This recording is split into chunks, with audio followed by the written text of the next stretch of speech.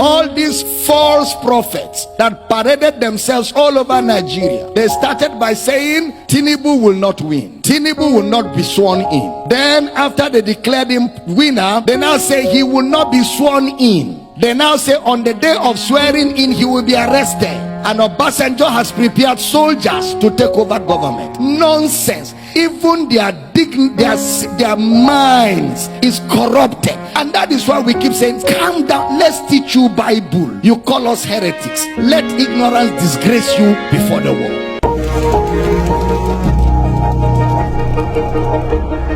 Because there's a theology that they parade around called 7 mountains, that the church must take over entertainment, take over politics, take over government. And that is why the confusion that happened during the election happened. That confusion exposed the church. All these false prophets that paraded themselves all over Nigeria, they started by saying Tinubu will not win. Tinubu will not be sworn in. Then after they declared him winner, they now say he will not be sworn in. They now say on the day of swearing in, he will be arrested. And Obasanjo has prepared soldiers to take over government. Nonsense. Even their minds is corrupted. And that is why we keep saying, calm down, let's teach you Bible. You call us heretics. Let ignorance disgrace you before the world. Some churches fasted and prayed for Tinubu to die. The man is your commander-in-chief. Deal with that. That's how when Buhari entered office, a lot of Christians began to say he will die. They even said when he went to outside the country that he will not come back alive. Christians, churches, that he will die. The man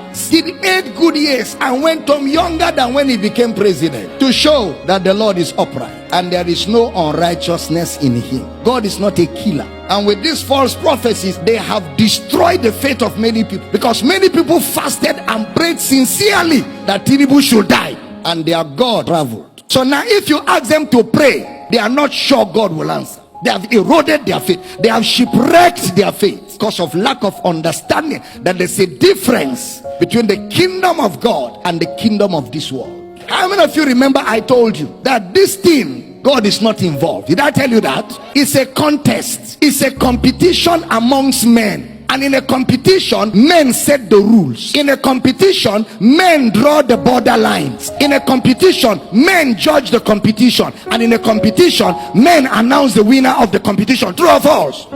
Anything that a man will set the rule cannot be God. God is not a man. Your elections, the rules are set by men. Your constitution is drawn by men. It's not Bible. It's not God. It's not God. It cannot be God. God does not install presidents. God does not install presidents. Men vote who should rule them. There's a process that is set by men, and men will determine who wins, and men will announce. Didn't you go to school? It is called a democracy. What is a democracy in social studies? Government of the people, for the people, by the people. How did you bring God in? The government of God is a theocracy. You didn't hear what I said. The government of God is a theocracy. That is God's government over his people. There is no theocracy anywhere in the world. It is democracy all over the world. That is why preachers in America kept saying Donald Trump will win, and kept saying it. In fact, one woman of God was on television praying, oh God, send African angels, send African angels to come to America and make Donald Trump win. Look at caricature, disgracing themselves,